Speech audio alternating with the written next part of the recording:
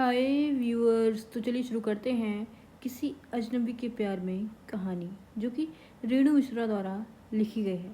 उसका अगला टाइटल है दो दूनी पाँच। तो चलिए शुरू करते हैं ये कहानी। दूर दूर दूर। अरे तुमको नहीं भाई साहब, हम तो इन कुत्तों को कह रहे थे, कहीं भी मुंह मारने चले आते हैं। दूर दूर कहते हुए मीनू पिंकी के साथ हो ली।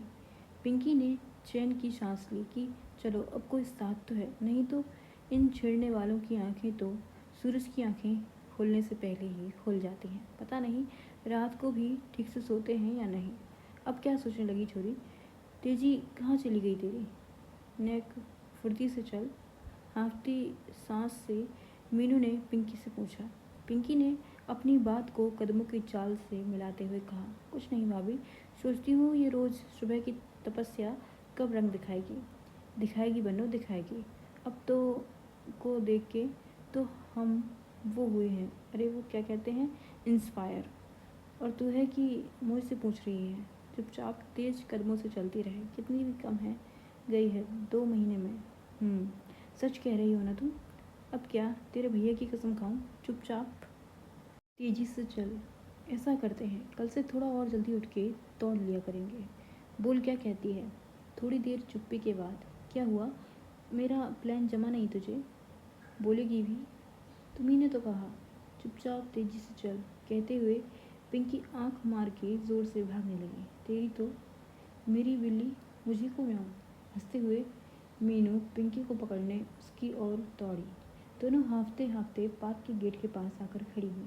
दम भर सांस लेने के बाद पिंकी ने अगले दिन से दौड़ने के लिए हामी भर ली। शायद इससे उसका मोटापा जल्दी घटे और फिर जो घटनाएं दुर्घटनाएं हर लड़की के जीवन में घटती हैं उसके लिए वो तैयार हो जाए, यानी वो शादी के वास्ते परफेक्ट मटेरियल बन सके। वो क्या कहते हैं, स्लिम ट्रिम एंड सेक्सी। अब कोई चार्मिंग या ब्यूटीफुल नहीं बनना चाहता। अब लड़कों को डॉट डॉट लड़कियां पसंद आती हैं, जिससे उनका स्टेटस सिंबल और भी अपडेटेड लगे। लड़के सोचते हैं कि लड़की ऐसी मिले जिससे उसके सारे दोस्त उसकी किस्मत पर वाह वाह कर उठें। ऐसा पिंकी को उसकी शादीशुदा पतली सहेलियों ने बताया था। जब से उसने ये बात सुनी है तब से वो पीते से पिस्ता बनने की कोशिश में जुट गई है। वो बीएससी करने के बाद एमएससी में एडमिशन ले चुकी थी।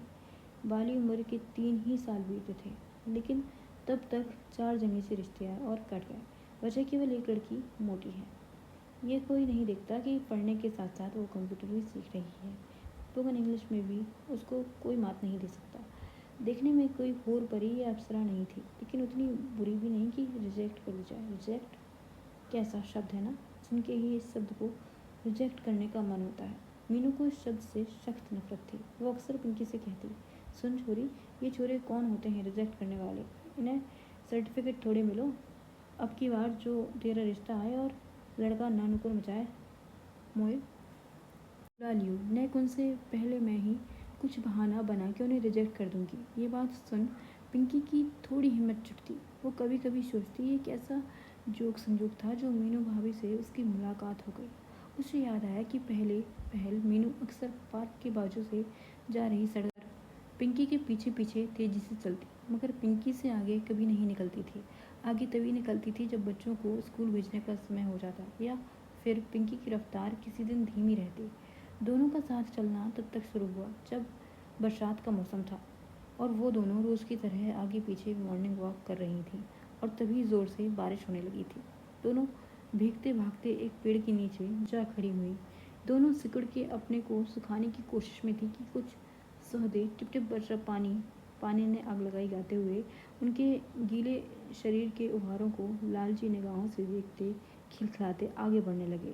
इस पर मीनू ने जोर से तीखी आवाज़ में पिंकू को घूरते हुए कहा, आजकल मोहल्ले में आवारा जानवर बहुत हैं, म्युनिसिपालिटी से कंप्लेन करनी पड़ेगी। ये सुनते ही सुहदे तेज कदमों से रफूचक्कर हो लिए। उनकी हालत देख दोनों जोर से हंस पड़ी और बारिश की परवाह किए बिना ही साथ चल पड़ी। फिर पिंकी ने बात को आगे बढ़ाते हुए कहा, अगर आपको कोई प्रॉब्लम ना हो तो क्या हम रोज़ एक साथ टहल सकते हैं? मुई का प्रॉब्लम होवेगी, चलते हैं कल से साथ में, एक से भले दो। मीनू ने यह बात पिंकी को दिलासा देने के लिए कही थी, मगर वो भी जानती थी कि पिंकी के साथ टहलने से उसको भी कितनी हिम्मत मिलेगी। अब सुबह टहलने के वास्ते उसके पास एक प्यारी दोस्त थी। 2 बच्चों की माँ बनने के बाद से मीनू के शरीर पर यहाँ वहाँ काफ़ी चर्बी बढ़ आई थी। उसके बावजूद वह मोटापे से कम परेशान थी और अपने पति द्वारा उसे कमतर आंकने के बर्ताव से ज़्यादा। वह अक्सर अपने दोस्तों के सामने उसके डील डॉल को लेकर मजाक बनाता। वह अक्सर हंसी मजाक में ताने दे देता, जब मिस वर्ल्ड तक शादी बच्चों के बाद सिर्फ नहीं रह पाती तो तुम किस खेत की मूली हो, अब जैसी हो वैसी ही सही, वहाँ के घेरे में नहीं भी आओगी तो छोड़ूंगा थोड़ी ही। लेकिन मीनू के मन में ये सब बातें गहरे बैठ गई थी। एक रोज़ उसने निश्चय किया कि वह अगली सुबह से टहलना शुरू करेगी। पिछली रात निश्चय करने में ही निकल गई, इसलिए वह सुबह नहीं जा सकी। अगले 2-3 दिन भी ऐसे ही बीते। वह अकेले बाहर निकलने की हिम्मत ही नहीं जुटा पा रही थी। घड़ी का अलार्म रोज़ बजता, मगर कदम थे कि उठते ही नहीं। इतने सालों से घर में बंधे बंधे जाने कौन सी हिचक उसके मन में घर कर गई कि मन बाहर झाँक ही नहीं पा रहा था, जबकि वही मन शादी से पहले एथलीट हुआ करता था। दिन भर कुलाचे भरता यहाँ वहाँ घूमा करता था। स्कूल कॉलेज की हर दौड़ में मीनाक्षी यानी मीनू ही जीता करती थी। फिर शादी क्या हुई, उसकी ज़ुबान से लेकर कदमों तक ताले लग गए। अब उतना ही बोलती है कि ज़ुबान मीठी बनी रहे, गाली न बक जाए, और उतना ही चलती जितना पति के साथ लगाए 7 फेरों में चलने के आदेश पर पंडितों ने मोहर लगाई थी। बाकी तो 7 वचन 7 जन्म जैसे बंधनों की दुकान में बंद कर चली ही आई थी। उससे उसको छुटकारा नहीं चाहिए था, लेकिन सांस लेने की गुंजाइश तो होनी ही चाहिए थी। घर से अकेली बाहर न निकल पाने की ओहापोह में दिन कट रहे थे और रोज़ समय से अलार्म बज रहा था। इसके चलते एक रोज़ उसके पति विवेक भड़क उठे। क्यों बेवजह फजीहत मोल ले रखी हो? अगर तुमसे नहीं हो पा रहा तो जाने दो, कम से कम दूसरों की नींद तो मत खराब करो। चुपचाप अलार्म बंद करके सो जाओ, तुमसे नहीं होगा, तुमसे नहीं होगा। बस यही वो 3 शब्द थे जिसने स्कूल वाली ज़िद्दी मीनू को जगा दिया। उसने वो रात आंखों में काटी और सुबह अलार्म बजे उसके पहले ही घड़ी को बंद कर दिया। वॉकिंग वाले जूते तो थे नहीं, सो बाटा वाली जूतियों से ही टहलने की शुरुआत कर दी। पहले दिन टहलने ज़्यादा दूर नहीं गई, लेकिन थक इतना गई कि घर में सबके स्कूल और दफ्तर जाने के बाद सोई। उंगलियों के पोरों से लेकर जांघों और कूलों के जोड़ों तक फैला दर्द खून बनकर दौड़ रहा था। लग रहा था मानो जंग लग गए जोड़ों को किसी ने रेत कर धारदार कर दिया हो। उसके बाद रोज़ अलार्म बजने से पहले उठना और टहलने निकल जाना उसका रूटीन हो गया। पहले पहल कुछ दिन मीनू अपने घर के आसपास ही टहलती रही। उसे ऐसा लगता जैसे हर घर, हर मकान, हर आसपास से गुजरने वाली चीज़ उसे ही घूर रही है। एक दिन एक कुत्ता घूरने लगा और पीछे पीछे चलने लगा। उसका मन हुआ कि भागे, मगर फिर याद आया कि वो भागेगी तो कुत्ता उसे और दौड़ाएगा। सो उसने हिम्मत बटोरी और दूर दूर करके इतनी ज़ोर से दुर्राया कि वो दूर भाग खड़ा हुआ। उस कुत्ते पर दुर्राने के साथ साथ उसका वो सारा डर भी काफूर हो गया जिससे उसके टहलने की हिम्मत टूटती थी। फिर एक दिन सामने वाले पार्क की बाजू वाली सड़क पर एक दोहरे काठी की लड़की को नज़र नीची कर तेज़ कदमों से चक्कर लगाते हुए देखा। पहले तो उसे उसके मोटापे पर बहुत हंसी आई। वो मन ही मन हंसी थी, लेकिन फिर अगले ही पल उसे अपनी नादानी पर गुस्सा भी आया। बिना कुछ सोचे उसके कदम पिंकी की ओर बढ़ने लगे और थोड़ी देर बाद वो पिंकी के पीछे पीछे पूरे पार्क का चक्कर लगाने लगी। और घर लौटते वक्त वो इतनी खुश थी कि उसे याद भी नहीं पड़ा कि उसके कदम कितनी बेपरवाही से सड़क के बीचों बीच पड़ रहे हैं और कब वो साला आज तो खूब टहल गई कह उठी। उस दिन वो पूरे दिन खुश रही। उसका पुराना वाली मीनाक्षी से रियूनियन हो रहा था। ऐसा लग रहा था मानो बरसों पहले कॉलेज छोड़ने के बाद आज उससे मुलाकात हुई हो। अगली सुबह वह दोनों रोज़ के मुकाबले आधे घंटे पहले ही यानी सुबह के 4:30 बजे ही पार्क पहुंच गईं। अभी चारों तरफ धुंधला का ही था। दोनों का चेहरा धुंधला ही जान पड़ता था। वो दोनों धीरे धीरे कदमों में जान फूंकती हुई धीमे धीमे तेज़ हुई, फिर और तेज़ चलने लगी, फिर धीमी हुई, फिर सांस को थामा, थोड़ा सा रोका, फिर छोड़ा और फिर सांस को अंदर भरते हुए रेडी गेट सेट को और भाग निकली। सांस भर वो दोनों खूब दौड़ी और फिर रुकी तो मन भर खूब सांस पी। अपने घुटनों को पकड़कर दोनों खूब देर तक हाँफती रहीं और हंसती रहीं। उन दोनों ने देखा कि सड़कों पर रोज़ के टहलने वाले लोग पहुंचने लगे हैं, इसलिए उसके बाद वो दोनों फिर मध्यम कदमों से पार्क का चक्कर काटने लगी। घर लौटी तो मानो किसी ने उन्हें मार के फेंक दिया हो। बिस्तर पर औंधे गिरी तो मीनू इतनी देर से उठी कि बच्चों का स्कूल छूट गया, लेकिन उस दिन वो बहुत खुश थी। उसे रह रहकर अपने स्कूल के दिन याद आने लगे, जब वो स्कूल के हर रेस में जीतती, अव्वल आती थी। जाने कैसे ज़िंदगी की रेस में इतने पीछे रह गई। अब पिंकी और मीनू दोनों ने एक दूसरे का घर देख लिया था। किसी एक को देरी होती तो दूसरी पहुंच जाती बुलाने। दोनों के लिए दोनों ज़रूरत बन चुकी थी। वो रोज़ दौड़ती और फिर मध्यम कदमों से घर लौट जाती। दोनों धीरे धीरे अपने अरमानों की ओर बढ़ रही थीं, लेकिन मीनू का दिलो दिमाग रात दिन बीते सपनों को खोजने में लगा हुआ था। कभी कभी पिंकी को देखकर सोचती, आखिर ये किस मिट्टी की बनी है जो शादी को लेकर इतनी बावरी हुई जा रही है। पहले अपने करियर के बारे में क्यों नहीं सोचती, लेकिन वह कुछ बोलती नहीं। बस दोनों का दौड़ना और टहलना बदस्तूर जारी रहता। दोनों की मेहनत बढ़ती जा रही थी और कमर कम हो रही थी। एक रोज़ पिंकी के घर दोनों ने वज़न तौला तो देखा 4 महीने में दोनों ने 10 से 12 किलो वज़न कम कर लिया था। इसका अंदाज़ा उन्हें उनके ढीले कपड़ों और पड़ोसियों के टोकने से पहले ही लग चुका था। लेकिन उस रोज़ मशीन का कांटा जब 10 पॉइंट नीचे उतरा तो उनका मन कुलाचे भरने लगा। मीनू उस रोज़ बहुत कुछ सोचते बुनते वापस लौटी थी, लेकिन देखती है कि उसके पति पहले से दरवाजे पर खड़े हैं। वो उसको बताने के लिए उलझते हैं, लेकिन मूड खराब देखकर चाय बनाने भीतर चली जाती है। मीनू चुपचाप उसे चाय देकर बच्चों को स्कूल के लिए तैयार करने लगती है। स्कूल भेजने के बाद जैसे ही वह न्यूज़पेपर खोलकर पढ़ने बैठती है, उसके चेहरे पर एक लंबी मुस्कान तैर जाती है। अभी वो विवेक को कुछ बताती, उसके पहले वह उस पर खौल उठा। ये बताओ, मैंने सुना है कि तुम सुबह सुबह सरेआम दौड़ती हो। बताओ तो ज़रा, भले घर की औरतों को ये शोभा देता है क्या? मीनू ने विवेक की बात पर मन ही मन अट्टहास किया और फिर उसकी बातों को तवज्जो न देते हुए न्यूज़पेपर में नज़र गड़ाए बोली, मैं शहर में होने वाले मैराथन में हिस्सा ले रही हूँ। हिस्सा ले रही हूँ, इसका क्या मतलब है? विवेक मीनू को आश्चर्य से देखते हुए फिर बोला, मगर तुमने तो मुझसे नहीं पूछा। मीनू कुछ देर तक नज़र नीचे कर कुछ सोचती रही, लेकिन जब देखा कि विवेक की निगाहें उसे लगातार घूर रही हैं और सवाल का जवाब चाह रही हैं, तो मीनू उसकी आंखों में आंखें डालकर बोली, पूछा तो हमने कभी अपने माँ बाप से भी नहीं।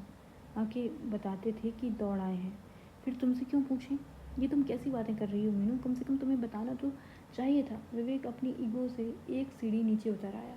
उसका लहजा संयत हो चला था। तो तुम्हें भी तो हमसे एक दफ़ा पूछना चाहिए था कि हम क्या कर रहे हैं, क्यों कर रहे हैं। हमें तो लगा कि तुम्हें तुम्हारे दोस्त बता ही देंगे और तुम जान ही जाओगे। विवेक बुरी तरह चेप गया। वो निशब्द खड़ा रहा। मीनू सुबह का नाश्ता तैयार करने को किचन की तरफ बढ़ गई। वहाँ तक आज़ाद हो जहाँ तक जंजीर है जैसी दोहरी मानसिकता वाले विवेक के बर्ताव से मीनू इतनी झोंक से भरी हुई थी कि कब प्याज काटते हुए वह सच में रो पड़ी पता ही नहीं चला। अगले दिन मीनू के पैरों में पिछले रोज़ की बातें जकड़ी हुई थीं और पिंकी के पैरों में कुलांचे। उसे देखने के लिए लड़के वाले आ रहे थे। लड़के को दुबली पतली होती पिंकी की तस्वीर जच गई थी। वो जल्दी से जल्दी मिलकर बात पक्की करना चाहते थे। पिंकी को तो जैसे मन की मुराद मिल गई हो। उसकी आंखों की पुतलियाँ उसकी बातों से तेज चहक रही थीं। वो एक चिड़िया की तरह यहाँ वहाँ फुदक रही थी। इधर मीनू की आंखों के सामने वह उजले दिन तैरने लगे, जब वो माँ के घर एक चिड़िया की तरह कभी इस डाल तो कभी उस डाल चहकती, गगन को दूर दूर तक छू आती और घरौंदे में लौटकर अपनी उड़ान की दास्तान सुनाती थी। उसका सपना और ऊंचा उड़ने का था। वो स्टेट लेवल पर दौड़ना चाहती थी। वो कुछ कहती उससे पहले बाबा ने उससे बिना पूछे उसका रास्ता तय कर दिया था। फोटो देखकर ही लड़का राज़ी हो गया था। कमसिन छरहरी गोरी काया पर रेड़ी सी बोलती आंखों की तस्वीर में देखने के बाद विवेक ने कुछ नहीं जानना चाहा। चट मंगनी पट ब्याह के दौरान भी विवेक ने कभी नहीं पूछा कि वो आगे क्या करना चाहती है। उसका शादी का मन था भी कि नहीं। लड़के कभी ही जानना चाहते हैं लड़कियों की ख्वाहिशें। 100 में से 1-2 ही विरले होते हैं जिन्हें लड़कियों के साथ साथ उनके अंदर पल रहे मन को भी जानना होता है। वो अपने जैसा उसे भी इंसान मानते हैं, जो उन्हीं की तरह सोचता है, ख्वाहिशें रखता है और ज़िंदगी को जीना चाहता है। लेकिन ऐसा होता नहीं। ज़्यादातर तन के गुणसूत्र में ही उलझ के रह जाते हैं। मन पढ़ ही नहीं पाते या शायद पढ़ना ही नहीं चाहते। समाज की बनी बनाई सड़कों पर गृहस्थी का पहिया सरपट दौड़ाते देखने की ऐसी लत पड़ चुकी रहती है कि सड़क से इतर पगडंडी की कोई तलाश नहीं करता। बस एक ढर्रे पर सब चले जा रहे हैं और बस चले जा रहे हैं। मीनू अब थक चुकी थी, इसलिए थोड़ी देर रुक के सांस लेना चाहती थी। अचानक पिंकी ने उसके कंधे पर हौले से हाथ रखा। भाभी क्या सोच रही है? कब से ना कोई बातचीत, ना हाँ हूँ, मेरी बात का कोई भी जवाब नहीं दिया। कौन सी बात लाडो? मीनू ने झेंकते हुए पूछा। यही कि एंगेजमेंट में साड़ी पहनूं या लहंगा? पिंकी की बात सुन मीनू ठंडे से मुस्कुरा दी। बोली, नेक्स्ट सब्र तो कर, पहले मिल तो ले, देख तो ले कि तुम्हें पसंद आ रही हो कि ना, फिर लहंगा भी पसंद हो जाएगा। अच्छा, इसका मतलब मैं लहंगा पहनूं? कहते हुए पिंकी जैसे सपनों में खो गई। वो समझ ही नहीं पाई मीनू की बात को। मीनू उसको बाय बोल के फीकी मुस्कान के साथ घर चल दी। अब मैराथन को भी केवल कुछ रोज बचे थे और उसे काफ़ी तैयारी करनी थी। उसे नए जूते खरीद कर उनसे दौड़ने का अभ्यास करना था। उसे फिटनेस और स्टेमिना के लिए कुछ योगाभ्यास और कार्डियो एक्सरसाइज को अपने दिनचर्या में शामिल करना था। मगर पिछले रोज़ की बात से उसका मन अब तक भारी था। ये उसकी नाकामी ही थी कि इतने सालों की शादी में ज़िंदगी में कोई अगला गियर नहीं लगा, बल्कि कल तो गाड़ी बैक गियर में और चली गई। वो नहीं जानती कि कब विवेक उससे पूछेगा कि वो क्या चाहती है। बिस्तर से लेकर बाहर तक वही होता है जो वो चाहता है।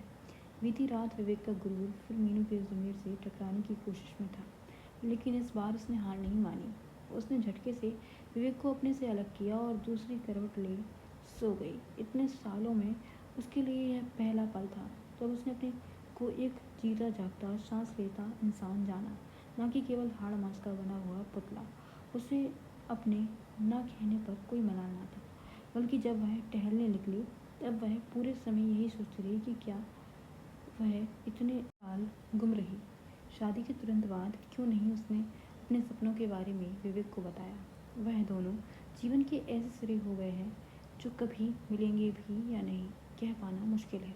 मीनू सोचने लगी, हम औरतें अपने फैसले खुद क्यों नहीं लेती? क्यों किसी और के अनुरूप हमेशा ढलने को तैयार रहती हैं? कब हम ज़िद्दी और जारू होना सीखेंगे? कब हम अपनी सोच में दो नहीं बल्कि 4 कदम आगे बढ़ना सीखेंगी? कब, आखिर कब? मीनू इसी उधेड़बुन में चलती जा रही थी कि साथ में 2 कदम और जुड़ गए। अब साथ साथ पिंकी चल रही थी।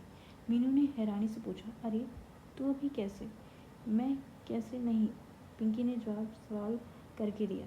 मीनू सक पकाई और कहने लगी, मतलब कि तेरी तो 2 दिन में सगाई है ना? घर से कैसे निकल पाई? कैसे नहीं निकल पाऊंगी? मैंने फ़िलहाल शादी का प्लान थोड़े दिन के लिए ड्रॉप कर दिया है। अब मुझे पहले पढ़ाई पूरी करनी है, जॉब करनी है, फिर जाकर शादी। तब तक सारे पागल लड़के मेरे लिए कुछ दिन और तड़पें। कहते हुए पिंकी कुछ सोचने लगी और बोली, भाभी मुझे वो लड़का इतना समझदार नहीं लगा कि मुझे समझ सके। हमारी पहली मुलाकात में ही वह केवल अपने उसूलों, योग्यताओं, घरेलू जिम्मेदारियों, पसंद नापसंद के बारे में कहता रहा। मुझसे पूछा तक नहीं कि मुझे क्या पसंद है। पंडित जी ने हमारी कुंडली देखकर 36 में से 32 गुण मिलते हुए बताए, लेकिन वहाँ तो मन का ही गुण नहीं मिल रहा था। और जब मन ही नहीं मिल रहा, फिर क्या शादी क्या सगाई? मना किया और सीधे तुम्हारे पास चली आई। पिंकी में इस बदलाव को देखकर मीनू की उदासी कुछ कम हुई। उसने पिंकी का हाथ थामते हुए कहा, अच्छा किया लाडो, चल घर चल, तुझे चाय पिलाती हूँ। रास्ते में पिंकी ने मीनू से उसकी उदासी का सबब पूछा। मीनू एक सांस में उसे सारी बात ऐसे बता गई जैसे किसी ने उसके दिल का पिंजरा खोल दिया हो और सारी परेशानियाँ चिड़िया बन के फुर हो गई हों। दोनों ने एक दूसरे को कस के खींच लिया और सारी उदासी पीछे छोड़ घर की ओर चल दी। उनके घर में घुसने के पहले से ही चाय की खुशबू आने लगी। पिंकी ने मीनू को चिपोटी काटते हुए कहा, अच्छा तभी चाय पिलाई जा रही है? भैया जो चाय बना रहे हैं? मीनू ने ऐसी असंभव घटना की कल्पना भी नहीं की थी, इसलिए विवेक में ऐसे बदलाव को देखकर हैरान भी थी और खुश भी। जिंदगी अब 4 कदमों की बजाय 1 कदम एक्स्ट्रा आगे चल निकली थी। इसी के साथ ये कहानी समाप्त होती है। I hope you like it. Thank you for watching.